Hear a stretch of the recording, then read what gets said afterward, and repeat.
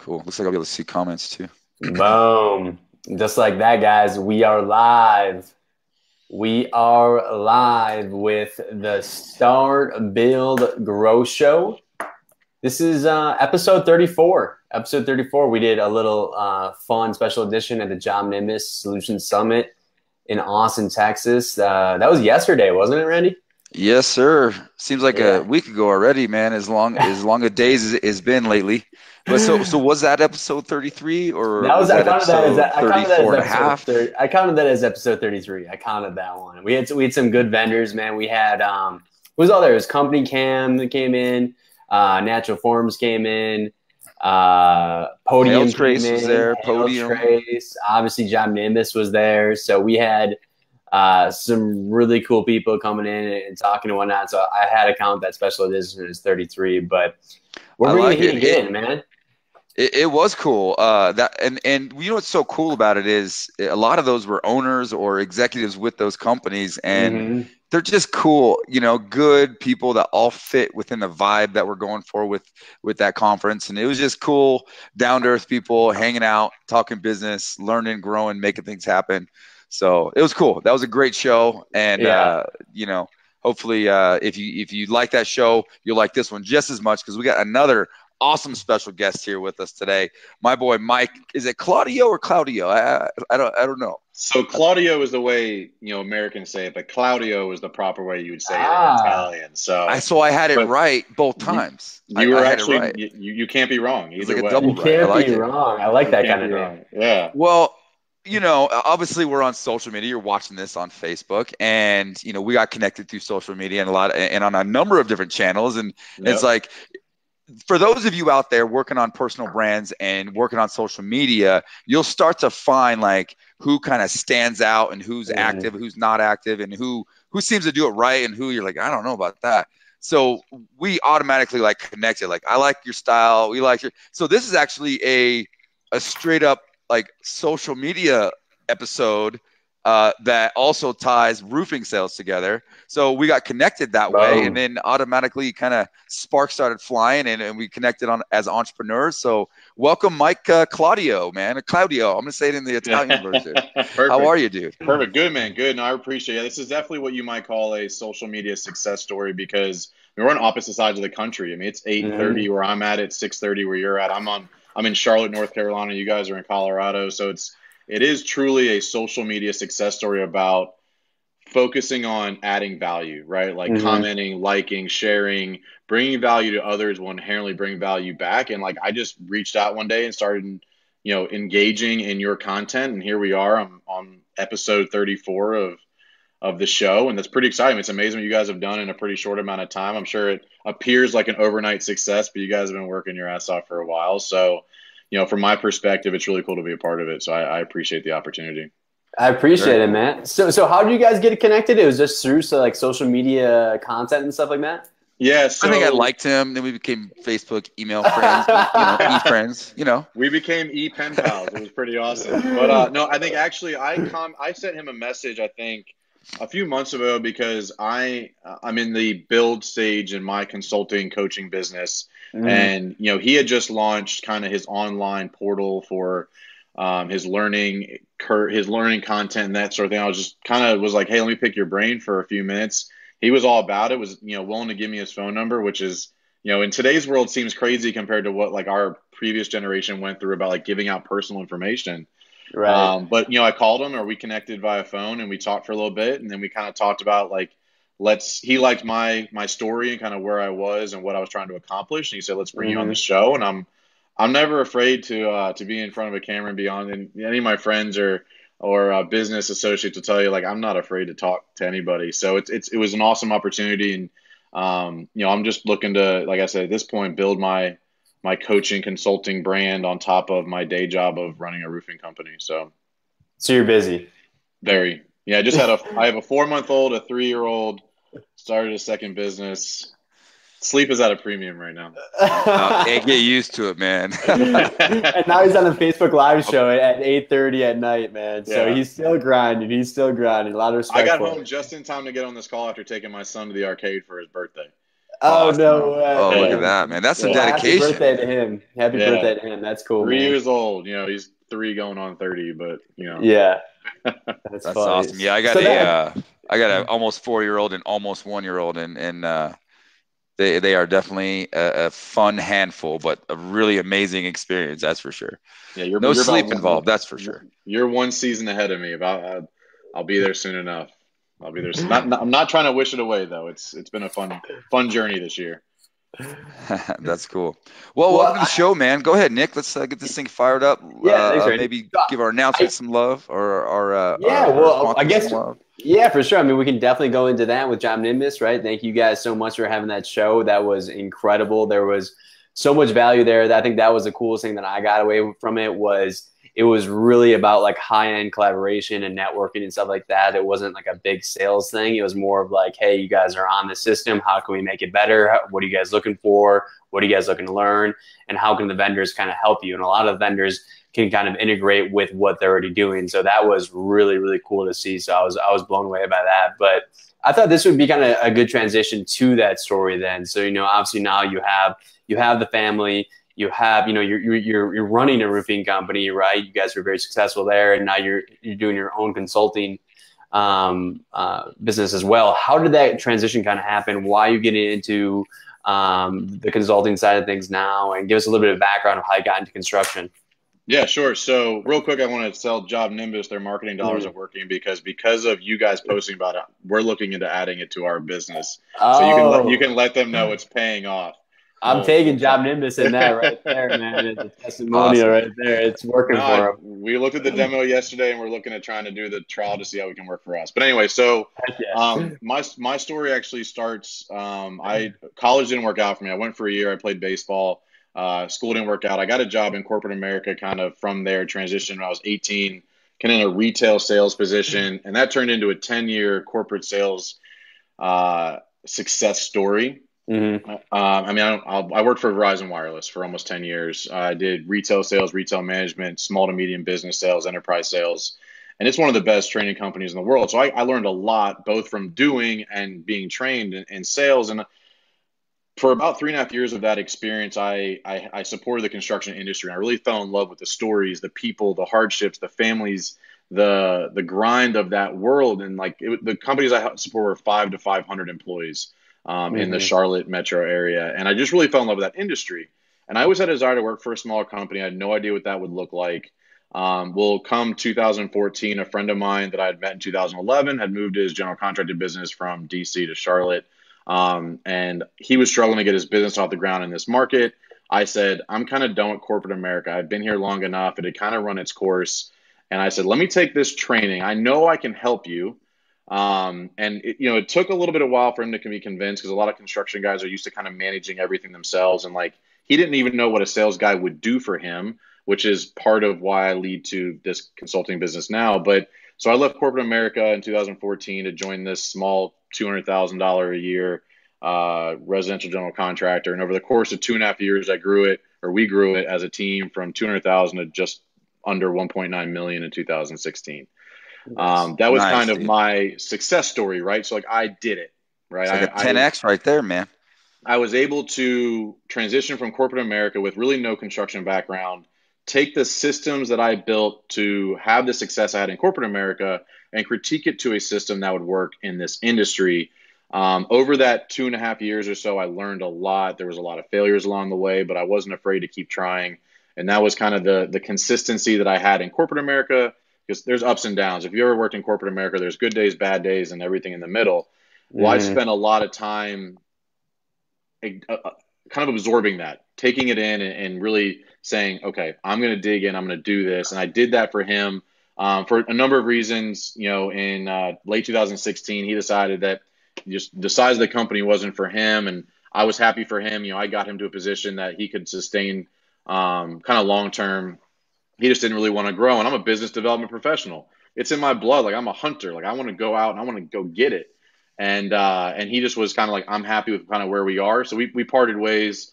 And that's when I transitioned from the GC to the roofing business I'm with now. The roofing business was a sub of ours. So I built a pretty good relationship with the owner, Daniel of Daniel Enterprises. And it just made sense. Like we're about the same age, we're the same visions. Over that time, I knew I wanted to be a consultant and coach. Like I love coaching. I don't love managing as much, but I like coaching. Like, let me help you with something and then you go do it. I don't like the kind of hand holding side of things when you have a bigger team. That kind of happens specifically in corporate America. But I knew I wanted to be a coach. I knew I wanted to do that. And for some reason, I thought in my head at 35, I'm going to make this leap into entrepreneurship. So for reference, I'm 31 right now.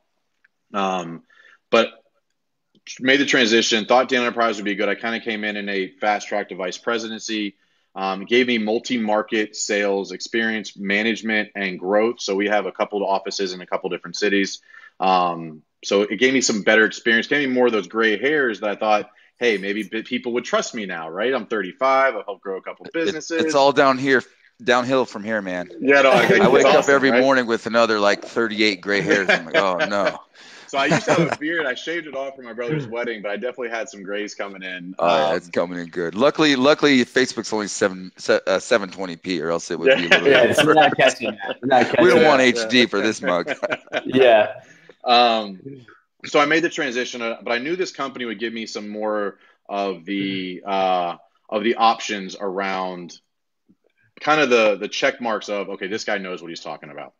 Yeah. So I made the transition. Kind of started at the bottom because I like starting at the bottom, kind of like learning the job before I can lead the job. So I started just as a roofing sales guy, sold my first roof of my life June of last year. Since June of last year, I sold $3.6 million in roofing personally. The business has grown. I've transitioned into kind of vice presidency where I kind of manage my own pipeline more on the commercial side. I'm more of a B2B. Is more of my strong suit, my core competency. So I went after more of the builders, contractors, developer side. And I have sales guys that are kind of focused on the residential repair and replacement. So helping them cultivate up, helping myself kind of manage. And like, I completely underestimated the challenge of being a player coach in that world. It is not easy. Like it is a challenge because you have your own clients, you have your own pipeline, you have your own to-dos, and then you're also trying to pull other people along. And so what led me to the consulting side and kind of pulling the trigger this year was at the end of last year, I said, how do I make my sales guys better? Like they're good, but they can be better. How to make them more like me? I can't give them, almost 15 years of sales experience, but like, what do I do that's so different? And why did I bring so much success? So I wrote my sales process out kind of start to finish, from prospecting to appreciation and every step in the middle and why I do it. And when I just started typing away, I went back and read it start to finish and said, holy shit, this is like a course. Like this is like pretty in-depth. This is high level. That's easy to implement, but kind of dumbed down to a level of someone who doesn't have major sales experience can implement this. And that's what's really led me to the consulting thing. So I was like, what am I waiting for? I can fail for 4 more years and still only be 35, fail forward, learn along the way, pulled the trigger, create a business name, got the website developed. The website launched August 1st. And I'm just been kind of in the build mode, right? So a lot has happened this year, both personally and professionally. But that's kind of led me to, I've helped a few contractors along the way, both. So I've had a few clients this year, which has gone really well. I've had a few people over the last 3 years that kind of knew my track record, that I kind of just was like, hey, let me help you. Like, I want to help people. I just want to help this industry because there's such a lack of professionalism on a large scale. Like, not everybody, but there's a big gap there.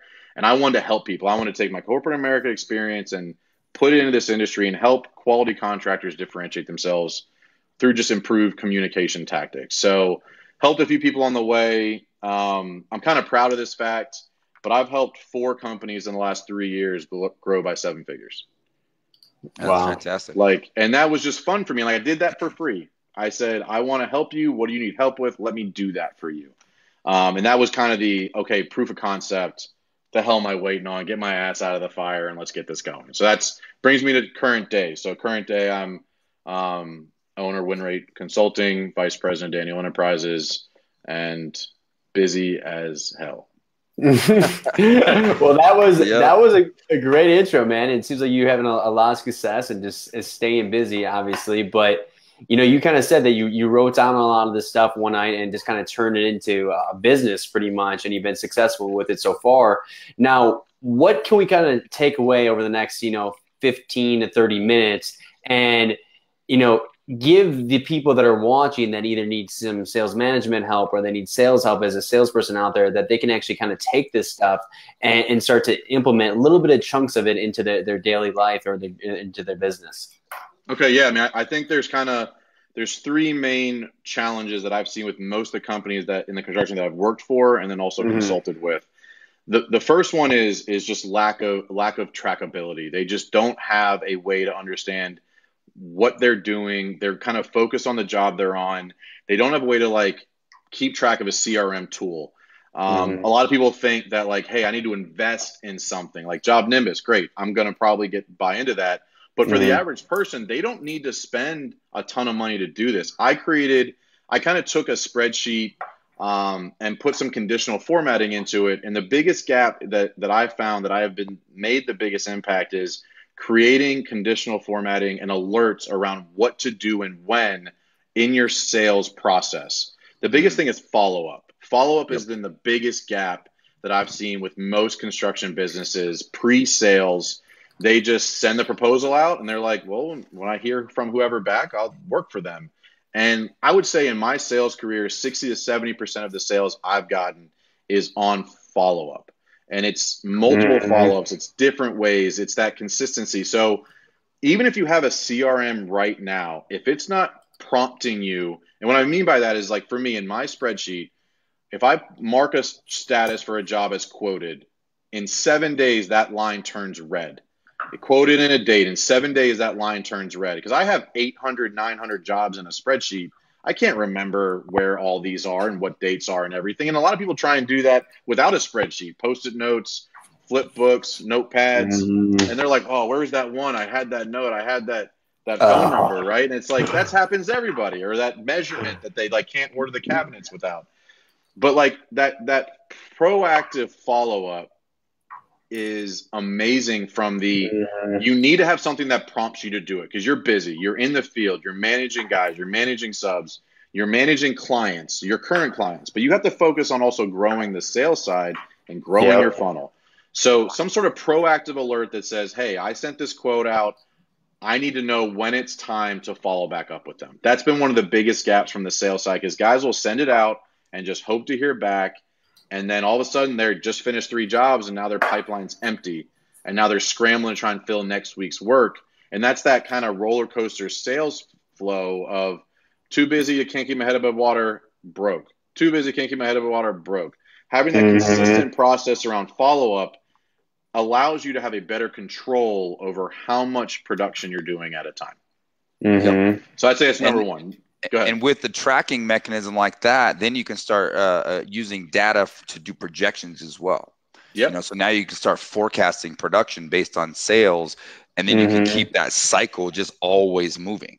You know, that's what we focus on with our team I love it because you and I are cut from the same cloth when it comes to this stuff. So we're gonna work on some collaborations. I'm gonna announce that now because we're gonna help my boy out. We got an amazing VT system and a stud right here, so we're definitely gonna connect on that for sure. Yeah, no, I'd love to. So it's a great point. So in part of that spreadsheet, the statuses that we created, I created a separate like real time spreadsheet that collects the data and tells me how much money, how many jobs I have in each status. So I can see, okay, how much is out for quoted, how much is out for invoice, how much is ready to schedule.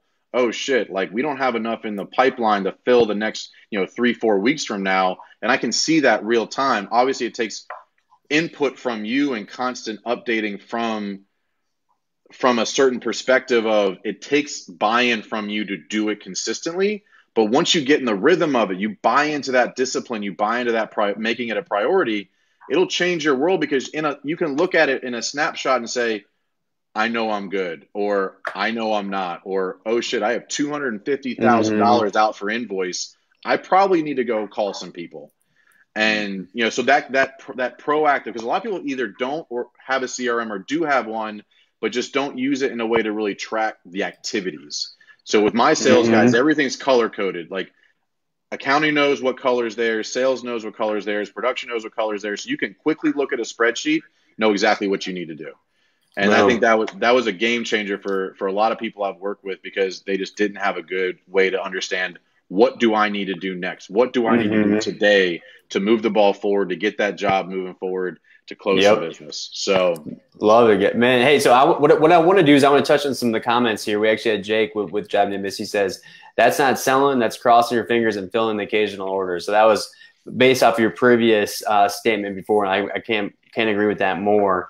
And we actually had Joshua put his process right here, so we can kind of check this out. That's kind of cool. Appreciate it, man. It says that their process is my process in my folder. So lead, contract, Eagle View, or order job, production, supply, etc. They move in their process, mirrors my folder. Yep. So now take that sort of a process and build custom boards with Job Nimbus, and it's a game changer. And that leads to the question Josh just threw up there with how long have you been booked out? And you can answer this as well, but we try to always stay out between 2 and 4 weeks. That's kind of our ideal kind of sweet spot, if you will, because being less than 2 weeks, you're kind of rushing jobs, trying to force things to happen, and if you need to make changes, it just causes this ripple effect where it's affecting a lot of jobs that are pre-booked. So we only book 2 weeks in advance, but we always try to stay within 2 to 5 weeks. And this year we kind of got to that 4 or 5 week mark, but that's when okay, now I need to add a crew or 2 crews, or you kind of, and then you can also plan out the budget for those crews, right? Because that's the key, is you can easily just throw crews out there, but you got to make sure you have the cash to pay them the next week, right? So by having this became a Job Nimbus sales pitch, but having that process in place, it's a game changer, dude. We're going to run 1,000 roofs, and it's just it's like a well-oiled machine. I'll tell you, the boards on Job Nimbus is one of the most exciting parts for us as an organization, because the spreadsheet's great, but it's a lot of information in one place. The boards allowed you to customize who needs to look at what and where is it in the process, and more of a snapshot. So it's kind of the next stage for us. But for us, we're also 2 to 4 weeks. We try not to be longer than that because so much can change, weather issues. People don't want to wait that long. So we try not to be booked out that far, more than 4 weeks. But I mean, we're on the East Coast, right? We just had 2 hurricanes come through. We're hurting. I'll be honest. Like, it's hard to keep up right now. Like, the weekend Florence came through, we had like 70 or 80 phone calls that day, in one day. I mean, like, that's a lot to chew on. That's a lot to chew through. And then another hurricane came through, and when it's raining, we don't work. That's just common knowledge, right? Like, but a lot of clients don't get that, and I feel for them, especially when they have like active leaks and stuff. But what are you gonna do? What are you gonna do? So, but yeah, so you got to scale up, man. You know what? You got to read the book. There it is. Book. Now we're doing a book prop, but this bad boy. We're selling everything today, right here. Yeah, that's what I was going to say. This is. I don't even know Vern. Someday I would love to meet him. He's a sharp guy. I've heard good things about that book is a game changer. When you're trying to go to that level where you're just really humping that much production. You got to have systems and processes in place, and the way they built it out in the scaling up book is pretty legit. Our whole company kind of feeds off that. I'm blessed because I'm not a detail oriented person, but Dave is. Dave is an operational. He started this business 11 years ago from the bottom up. Like, he was a roofer, said I can do this better. Started the business. He knows how to run the production side of this business better than anybody I've met. And I'm blessed to have a foundation that I can just go fucking wild and start selling the shit out of stuff, and he can just get confident. That's everything. That's been awesome. So how is it? How are the local guys doing in North Carolina right now? The local companies.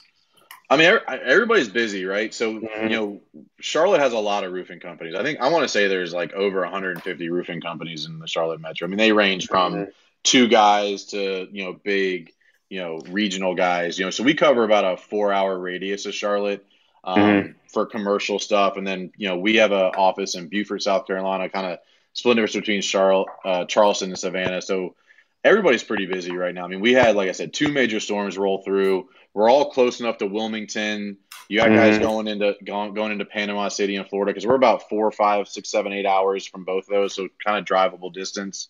I'm 4 hours from Wilmington. We have probably 24 roofs we're going to be replacing up there over the next couple of weeks, just from relationships we've built. You know, one of my sales guys from Buford actually drove up there after the storm. He had some relationships and some friendships that he played off of, some property management groups he got in front of, you know, to help kind of just there's more work than there are people to do it right now. And that's a pretty common theme. Labor is an issue kind of across the board. You know, I could probably hire 10 guys right now, but I can't find 3. You know, we have people poaching our guys all the time, offering them, you know, crazy wages per day. And because we have kind of in-house guys and we also have some sub crews. So, you know, it's a dog eat dog out in this industry right now because everybody has a ton of work. Everybody wants to get it done. You just don't have enough guys to make it happen. That's the frustrating part. I hate being handcuffed by the labor side, but it is just, it's the world I live in. It's the world we live in. So. Yeah. But keep your head up because there are some initiatives in the industry, like NRCA. If you're not involved with them, this is not an advertisement. There's no sponsorship, but the NRCA is doing some good things. Every other sentence, you're collecting. If you're watching this, hit us up for a little bit. You know, take care of us. Take them in the comments. We got production costs we got to take care of here, but. No, they're putting together some certifications and doing a lot of initiatives that to try to raise awareness and get people more into and back into, you know, raising the value of that sort of a job in the trades industry, building roofs, creating stuff with using your hands. So they're trying to make a lot of initiatives to help with this labor shortage that we're all dealing with right now. Yeah, I'm actually a member of the local NARI organization, National Association Remodeling Industry, and there's a lot of push for you know, career development in this industry. And there's a couple local schools that actually just opened up specifically for high school kids around trades that I've been involved in. Like I have a lot of faith in this industry, and like people don't get it. If this industry suffers, everybody's cost of goods goes up. It's just period. Like you want to buy a house and you can only find 3 people to build it, they're going to charge 3 times as much. Like that's just bottom line. So like we need to fix this problem more severely than people might realize. Yeah, that's a great point. You know, one thing I wanted to talk about too was, you know, with Daniel Enterprises, it looks like, you know, a little bit of everybody, but I know Daniel does a lot of it too, is the social media game that you guys do. And it looks like you guys are very, very heavy on video. And it looks like you guys are super consistent with making new videos. And it looks like you guys put a lot of time and money into these things. And I was pretty impressed with what you guys are bringing to the table. Now, what's the strategy behind this? You know, what has been the effects or the success for the company using these strategies? So one of the biggest, it's all based around branding. Like Dave is out there trying to say, hey, we know what we're talking about. Well, what's the best way to do that is to tell people, well, I can't tell you everything, or he can't tell you everything, but he decided he was going to build this Ask the Roofer show. It kind of started off as just helpful tips and hints. And as any social media active user will know, you'll run out of content pretty quickly, right? Like you do. Like it's tough. Yeah. It is hard to stay innovative and relative, and you just run out. Run out of things that like you think of, right? Like there's things that you don't like, basic stuff that like people want to hear about that you don't think of because it's just kind of like second nature to you. But for him, it was like, okay, how do I expand on this, and how do I make this better? So he's on season 2 of Ask the Roofer, and he kind of started doing interviews or having guests on, kind of similar to how you guys do. It helps keep the content relevant. But what he wanted to do was bring on industry experts like real estate agents, insurance guys, contractors. Like he brought me on. He brought me on when I was with the GC. Like, hey, what's going on in your industry? What's happening? What should people look for in a contractor? He's trying to bring value to the viewer. And he's doing that by bringing value to the guest. Like, hey, let me show how you're the expert, which brings you value. It shows that I hang out with smart people, which brings me value. And ultimately, it brings the client value because they're watching, they're getting good feedback.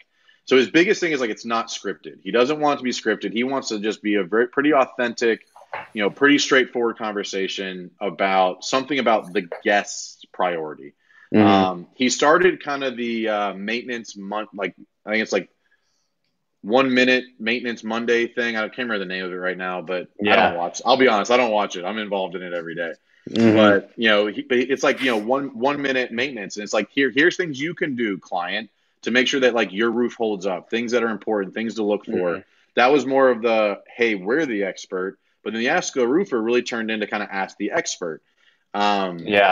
he really wanted to like shine light on the value of the guest, like it's whatever industry they were in. I mean, he's had a lot of different industries on there. But basically the brand that he's trying to build is bringing awareness of him being an expert and being surrounded by experts and being someone who can bring value and answer questions and help you, whether it's bringing him like financial value, it's bringing him, joy in the sense that he's bringing quality answers to people's commonly asked questions. So he is super consistent with it. We are blessed. So we actually have an in-house content manager. He's an intern in college. So he's kind of just doing this at a marginal rate compared to what like a professional videographer would do. And he's loving it because he's getting a lot of experience. Like he's developed all the infographics that you see on our website and the videos. Like he's a really gifted graphic artist, and he's honing his skills while he's in college. And so he's doing the videos, and Dave dedicates time to this. That's the biggest thing, is the consistency. That's the sales, the production, the online presence is the consistency side of it, because you're never going to feel like it. Something I struggle with, kind of personal story, was I wanted to get back to church. Like that was a big priority for me and my wife. And the message this past Saturday I went back was prioritizing the discipline.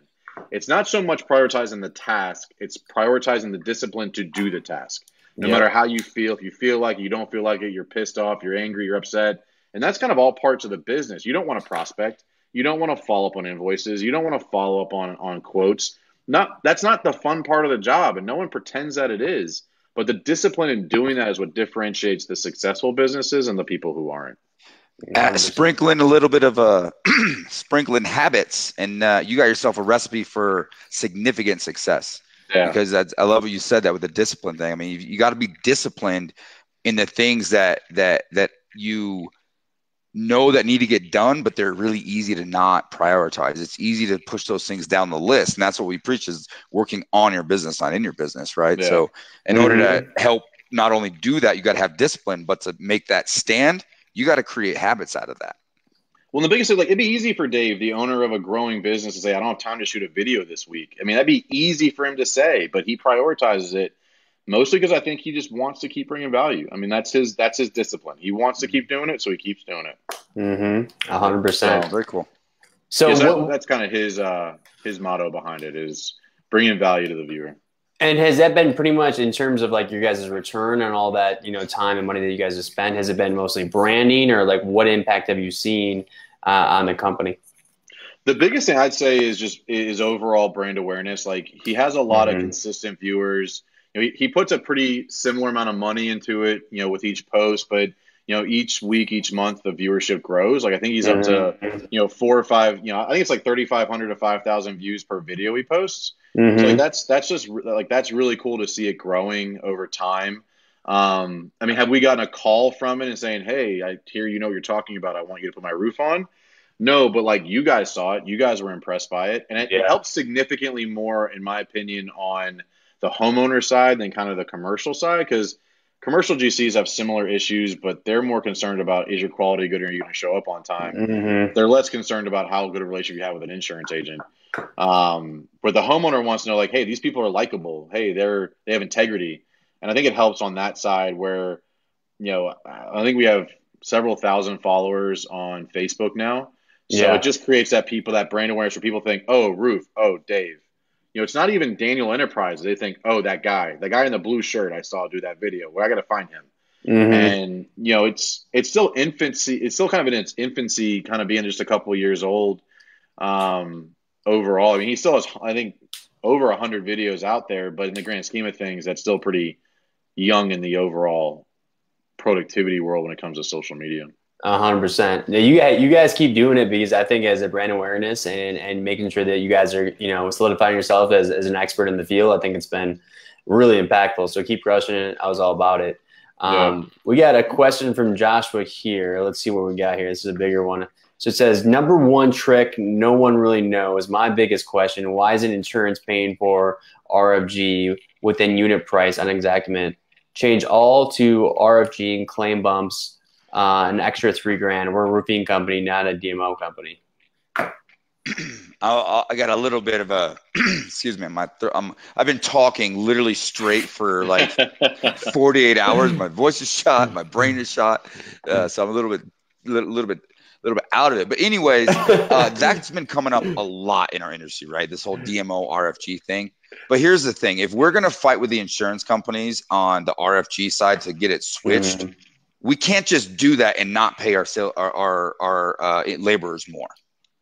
Like that's not how this is designed. This isn't do supplementing just to get more from the insurance company. It's get market value for it, and that market value is determined by what your expenses are as well. So if you are going after this strategy, I would encourage you to be looking at your actual labor that's going out as well. I mean, that's just kind of the reality of it. Yeah, I mean, labor prices increases is affecting all of us in the same way, right? Like it's not affecting one of us, not the rest of us. So it is important to make sure that, because your quality will suffer if you're not starting to pay people more. Yeah. So pay them more. You know, make sure they have ground people. Make sure they're harnessed. Like putting up tarps everywhere around the whole entire house.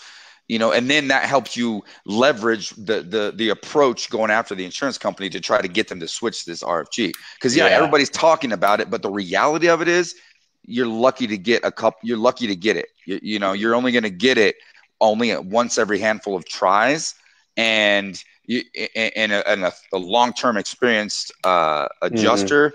I mean, it's a really tough uphill battle. We've been going back and forth with this for a while now. Yeah. I wanted to say what's up to Mr. Daniel Joseph over here, Savage Grind. We haven't seen him in a while, man. He's on here.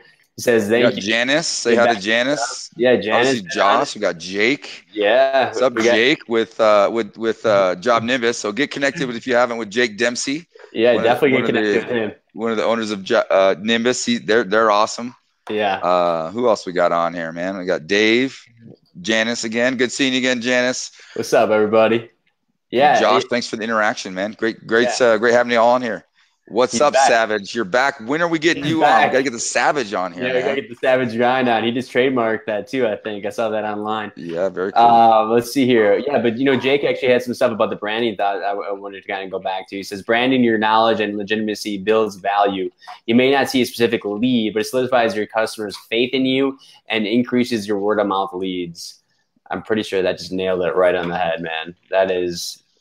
That's money right there. So one of the priorities of my consulting business, WinRate, is taking the fear out of home improvement projects. So I think there's fear on both sides of the table. Yep. Contractors are afraid they're not going to get paid. They're going to be a crazy client. They're going to be a challenge. Homeowners are afraid they're going to get taken advantage of. And I think that building that trust, in our case, through social media, in a lot of cases through improved communication, follow through, and follow-up techniques, you're building that trust from the first interaction. And you're differentiating yourself because they're expecting you to mess up. They're expecting you to drop the ball. They're expecting you to try and take advantage of them. It's the unfortunate truth because of HGTV, DIY. They're created this nightmare effect. And it's not completely unfounded, but building that trust, whatever way you decide to do it, it is the way to get to the next level, whether it's through communication techniques, social media. Maybe you're not great in front of people. Like Dave's not great in front of he's good at it. He doesn't love it. He loves being in front of the camera because he can just be himself and not worry about it. Do you, but build that trust between you and your market sector, because that's the differentiator. The trust is and taking that fear out of the equation is a major player in being successful in this industry. And Janice actually said something here too. So Janice focuses pretty heavily on Instagram. If you haven't checked them out, Sig Construction, they do a great job. I mean, they're constantly doing stuff online. We know whether it's a video post or an image. They're also doing stuff with even Instagram stories. So they put a lot of effort there and it looks great. They've done a good job with branding. But she says, with social, homeowners are not necessarily going to follow you, but will definitely scan your feed, right? It's like when you meet somebody new, how many of you guys go check them out online? You kind of just do like a scan, right? And you're immediately kind of judging them a little bit. It's the first thing you do. It's the first thing, man. You're checking their social and you're seeing what they're all about, what they're You accidentally like a post from like a year and a half ago. Right. Oh, man. I can't take that back. They're getting that. Right. Well, and your social media tells a story, though. Be thinking about that. I mean, your customers they're not gonna follow you. That's absolutely right. But they're gonna check you out if you cross paths. If you go deal with the customer, or you try to sell a roof to a customer and you may not close it, or you're setting an appointment, you better believe they're searching you up, looking at you. And if you're out there on Friday night boozing it up at 3 a.m. and then trying to go sell a roof the next day, how does that make you look online? You right? don't need that. You don't need that on your story on Instagram. Not at all. It's not. No, It's you not worth definitely it. need Well, it's that. not worth doing that. But either way, it's just not worth. You got to really understand what you're posting, especially in a professional environment. And that's a great trying to point sell anything. From a broader spectrum, though. Clients are significantly more informed. Like they do significantly more research than they used to, and like that makes you have to step your game up on how proactively you're communicating about the product, the services, the expectations, the warranties, and everything, because they're going to ask you questions they didn't ask 10 years ago. Period. That's going to happen. You're like, oh, you're not supposed to know my industry as well as I do. Like, and that's real. So social media, but overall, like their research level is on a different level now. Yeah, it really is. I mean, think about it. If you're going to go on a date with somebody, you can't find them online. You're like, well, what the heck's the story behind this person? Same thing with a business. I mean, if you're looking up a business online, you can't find anything about them. I mean, you're questioning it a little bit, right? You're kind of wondering what their actual background is, what they're doing in the day-to-day, what their team looks like. And so, I mean, if I found you guys and you guys are doing these professional videos all the time and you're educating the consumer, I'm obviously going to go with you guys over the person I can't find anything on them. So that's how you're losing business there, and that's how you're winning business, right? Yep, so it makes a big 100%. Difference. But I figure we kind of start to end things here with more on the sales stuff. We talked a little bit about it, but like Randy, do you think there's anything that like any pain points that salespeople are going with, or maybe that your clients are seeing that could be maybe a little bit of a beneficial topic to talk about on the sales side? Yeah, I think if you look at it depends on what you're dealing with. I mean, if you're dealing with a fresh storm, you're out on the coast, you're dealing with a fresh storm, your pain point is completely different than my guys, which are dealing with, production and collections and closing jobs out. So, I mean, from my perspective, and I'll let you answer because we're in two different. Okay, there's a cycle, right? Storm happens, you sell a bunch, you build a bunch, you collect a bunch, sell it, and it's just a cycle. So we're just at different phases in that cycle of reacting and working storms. So for us, we're focused on really navigating the weather that we're starting to see. We got snow coming in like 3 days, and it's like we're trying to navigate those sort of things. And the sales team is trying to navigate that as well, because they're out there checking their jobs, collecting their checks, and making sure to do the follow-up and that side, and then closing jobs out. I mean, it's getting those supplements done, getting all the stuff finished, setting up.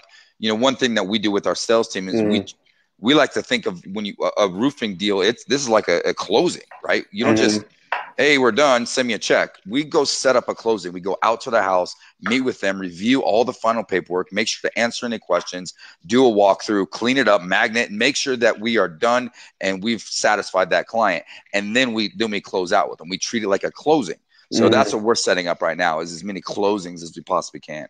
And you're on the front end where you're still just really kind of feeding that pipeline, getting into the production cycle, right?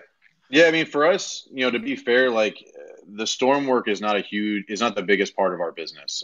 We focus primarily on the builders, contractors, developer side. So that comes with its own challenges, slow pay terms, construction delays, framers are delayed, materials delayed, a lot of things like that. It's the as-built's not as the plans were. So a little bit different, but similar issues though. And like what you just described and what I think sales guys struggle with is creating the schedule to make sure they get all their tasks done and prioritizing those tasks in a way that meets their needs, the business's needs, and the client's needs. It's got to be a win-win-win, because if you're prioritizing one of those three axes, one of the other ones is going to fall. And you don't want any one of those three people to suffer, because you want to get paid as the sales rep.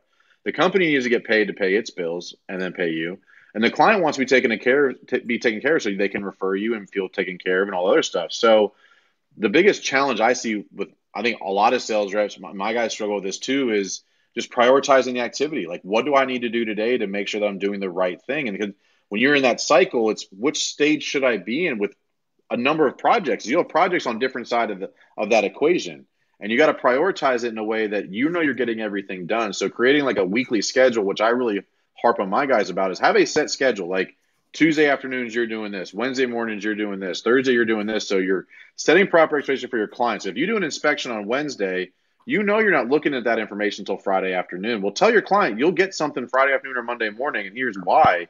If you just say, hey, I'll get something back to you, well, then they're following up with you on a Sunday, and you're mad because your clients are blowing you up. Well, it's because you didn't set proper expectations and have a consistent process around that. So Same thing on my side, on the commercial side. It's just prioritizing activities at the right time, but then doing them consistently. Because you don't want to let any one of those three things down. You don't want to let yourself down. You don't want to let the business down, but you definitely don't want to let the clients down. And it can be hard to decide who's the top priority at any given time. Do you have any tips that for somebody that might have some residential experience but is hoping to open a bigger book of business on the commercial side, is kind of struggling to get that going? So persistence. When you're kind of the new guy on the block trying to get in the commercial side, no one trusts you. No one's going to give you a $200,000 roof when all you've done is $12,000 shingle roofs, right? So the persistence side. So like I just decided fall of last year, I'm going to start going after commercial GCs. I probably sent out 100 bids before I won one.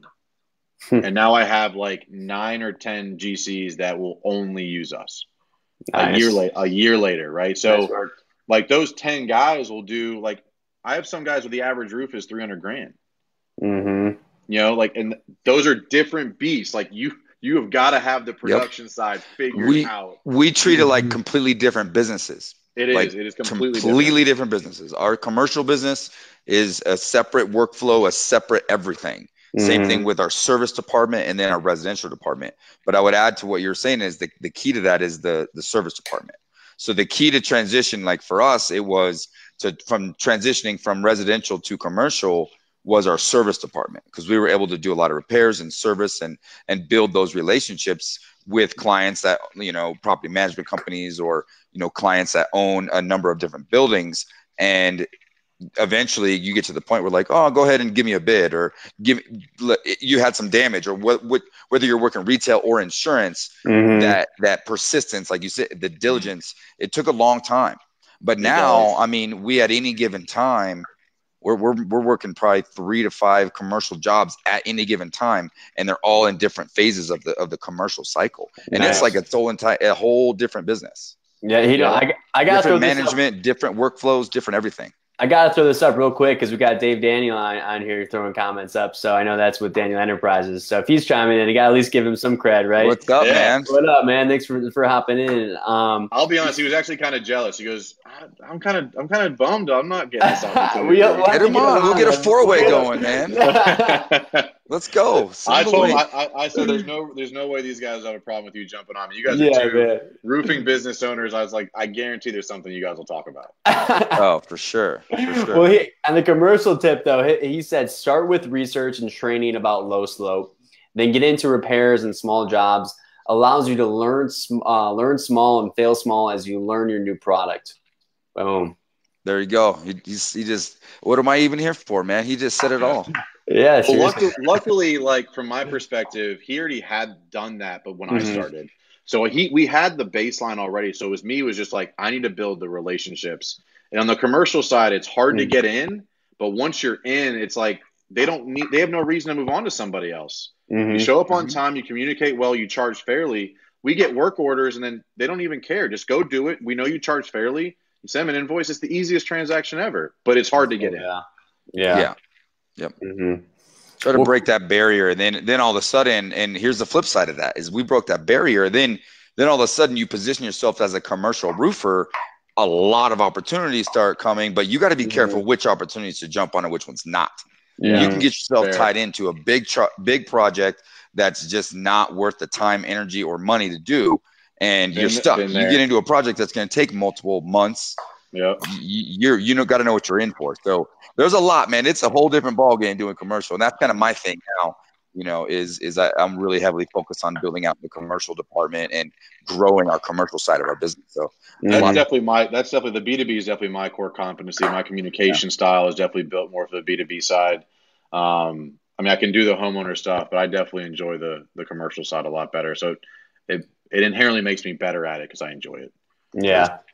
Well, cool, guys. Well, hey, thank you so much. But, before we start to wrap this up, we'd like to have a key takeaway. So I'm going to give you a little bit of time here, but a key takeaway that people can, kind of use, or a nugget that people can kind of throw into their business or whatever it might be. But what can people take away from this conversation that they can go out there and start to implement in their business? This is where we kind of put you push you the spotlight on you, but you seem to know what you're talking about. Let's see what you got. Put the rubber to the road. So I would say the biggest things is the consistency and the discipline to do the tasks every week that you don't want to do. It's the biggest gap, especially when you're trying to grow a business. You're young, you're motivated, you're hyped up, you're really good at your trade, you're really good at what you're doing. But you don't want to sit in the office and do reports. You don't want to look at spreadsheets. You don't want to make the phone calls. So if you can create a system where you know every day about what you're doing, it can be reactive, but try and be proactive about following up and following through on what you say you're going to do. Do those two things. You don't have to be the best at what you do, but if you can do those two things, follow through and follow up consistently, you will win. Bottom line, it's easy to do, but it's also, like Randy said, it's easy to avoid. It's easy to not want to do. It's easy to forget because you're focused on a lot of other bigger mission critical things. But if you're not filling the top of that funnel by going out and finding it and following through and following up with your client base, you're going to suffer at some point, guaranteed. Boom.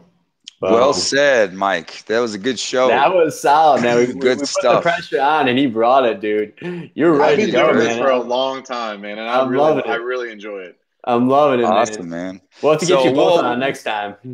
Yeah, we'll have to do this is our first time with trying to go remotely with the three. Let us know what you think about this. Yeah, man. Let's get some feedback. If you're here watching the end of the show, give us some feedback. What setting? What background? What do you like best? We want to try to make this show as forward thinking and progressive as possible. So let us know what's up, how we're doing, and anything we can do to improve. And definitely a big shout out and big thanks to our sponsors. We got my man Josh Cotner in the roofing insurance.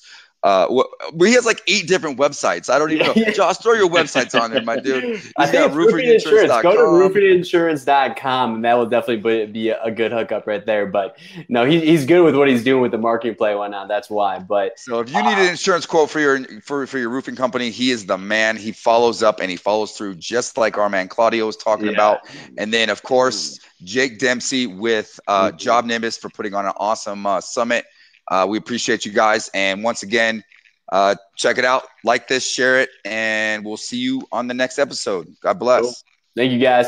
Appreciate it, everybody.